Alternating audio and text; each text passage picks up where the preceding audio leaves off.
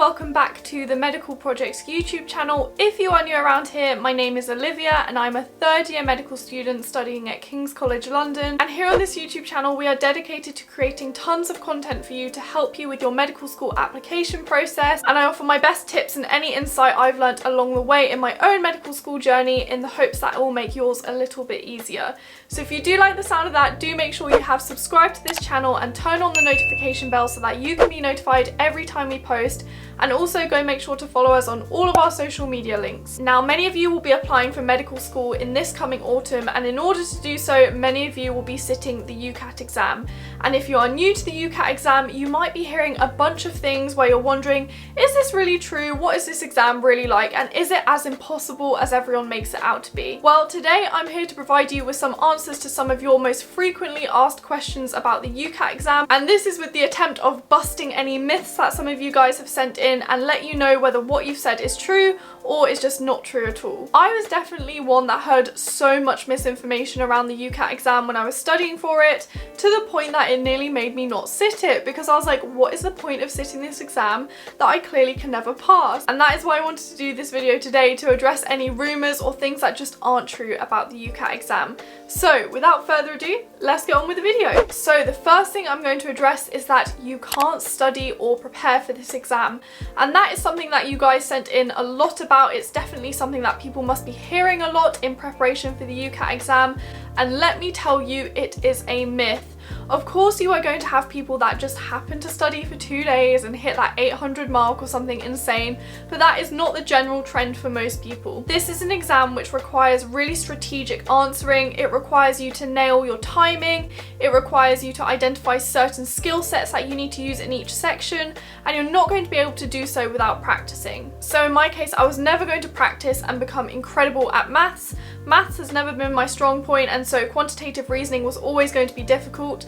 But what I did practice were the different subtypes of questions that I'm commonly asked. I practiced my timing, I practiced my use of the electronic calculator, and it meant that that was my highest scoring section. So when people tell you you can't practice for this exam, just brush it off, because it's not true. And building upon that, many people ask me how long they should prepare for, and honestly, it's dependent on your situation, when you're sitting your exam, how confident you're feeling, but in general, I say allow for around 4 to 5 weeks to prepare adequately. The next assumption is that only naturally smart people can score above average. And again, this is false. This is a myth. I really don't think there is a correlation with how naturally smart you are and how well you do in this exam, partly because the main hurdle with this exam is that the timing is really hard, and no matter how smart you are or how naturally intelligent you are, that is going to be something that is quite unfamiliar territory, because in our school exams, yeah, they're time pressured, but they're nothing like this. Secondly, the UCAT exam is so unfamiliar and it's not like anything we will have done before, so really being naturally smart in biology, for example, is not going to help you, because the UCAT exam doesn't assess that. The next question we had is that it's like the nursing exam where there's more than one answer. Now, I'm not really familiar with what the nursing exam entails, so unfortunately I can't comment on that, but in terms of the UCAT exam, there is only one right answer. There's only ever going to be one right answer, apart from in situational judgment, if you get the partially right answer, you get a half mark. And I've spoken about that at length in our situational judgment video, so do make sure to check that out if you want to be getting band 1 and band 2 in situational judgment. The next assumption we have is that you have to score above 700 to get an interview. And that, my friends, you will be pleased to know, is a myth. Most universities, as a kind of rule of thumb, want to be seeing you hitting that average mark, so around 650 is what you should be aiming for. Some universities will accept a lower mark, so off the top of my head, I know that Kiel often don't place as much emphasis on the UCAT exam score. And then other universities will be looking for really high scores. So for example, King's, Glasgow, Newcastle, they're all universities which really stipulate you getting a high UCAT exam score. But again, it's not a hard and fast rule. King's, for example, look at your application very holistically. So even if you fall slightly short of that 700, you can pick it up in other ways in other areas of your application. The next assumption is that you will struggle with quantitative reasoning if you didn't do maths.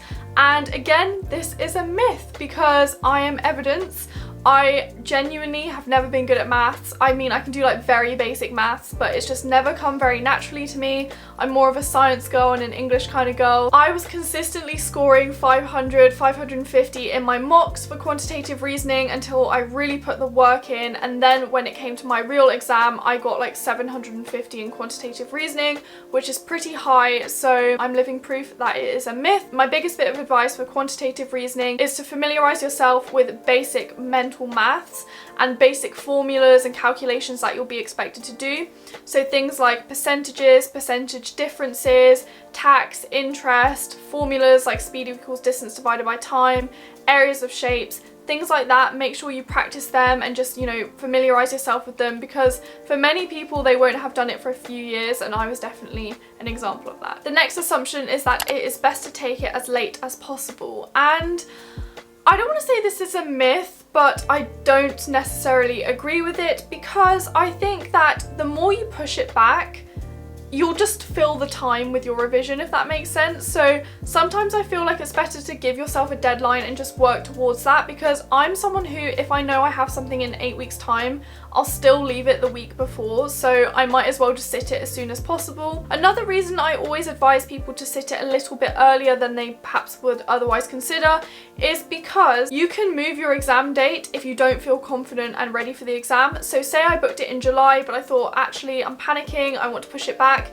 You can do so easily, but if you book it towards the end of August, September, you're going to struggle to get it done on time, and that's just going to become very stressful. So in general, I usually say try and do it mid-July, end of July, early August, instead of doing it late August, early September, because it just allows yourself to relax as well, because you guys will be coming out of a busy academic year at school.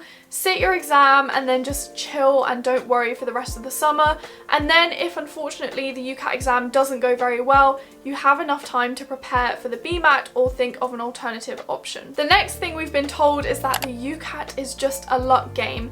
And again, you know what, I'm going to say this is a myth, because I would say there definitely is an element of luck to it. You can't guarantee what's going to come up. You can't guarantee the difficulty of questions you're going to receive. So for example, in my quantitative reasoning, I thought it was pretty straightforward because it was all like percentage changes and it was very basic maths.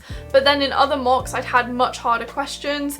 And then I personally found that the abstract reasoning section in my exam was really, really difficult. But I think the more you prepare for it, the more you minimize the luck element of it, and you'll just be ready for whatever gets thrown your way. The next thing you guys have said is that situational judgment is the easiest section. And ooh, is this a myth or not? I would say in my own experience and opinion, it is the easiest section, but I think that's because it's the easiest section to practice and almost guarantee yourself to do well if you put in the practice. Whereas I think some of the other sections are a bit more down to luck and what you get on the day. So situational judgment is a section that many people neglect because it seems quite straightforward, it's kind of common sense.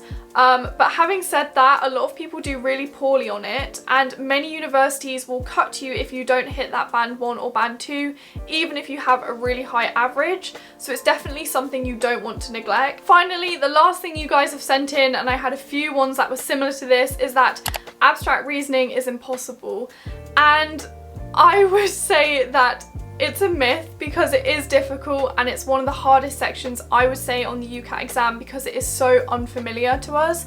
But I would say that abstract reasoning is definitely one you can practice. Definitely utilize a mnemonic. I've spoken about that on this channel before, but utilize a mnemonic, utilize the SCANS mnemonic. If you can methodically run through a list in your mind about what you're looking for, it will become much easier to identify patterns, and you'll do so in a much more timely manner. So it's definitely not impossible. It's one that requires a lot of effort and work to hit those top marks, but definitely not impossible. Nothing on this exam is impossible. So those are all the assumptions you sent in about the UCAT exam.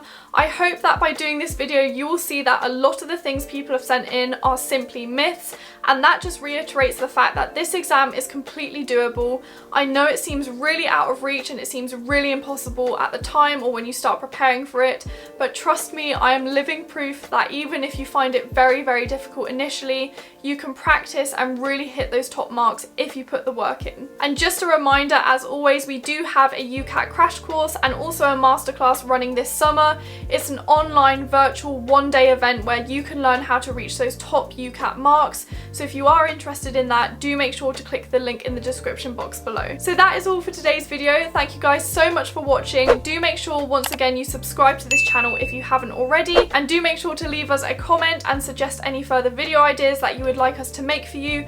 We're always looking to cater our content towards what you guys want to see. Thank you guys so much for watching, and I'll talk to you in another video very soon. Bye!